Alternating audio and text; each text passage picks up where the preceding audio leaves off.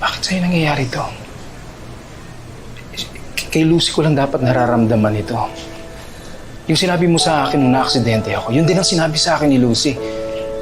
Kaya nung narinig kong sinabi mo yan, nabuhayan uli ako. Farah, bakit ka nandito? Bakit alam mong nakakalimutan ko ang anniversary first date namin ni Lucy?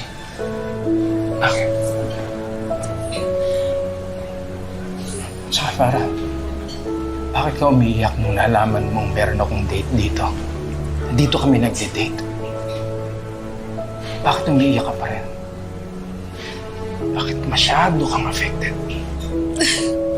Ryan, huwag mo lang akong pakialaman.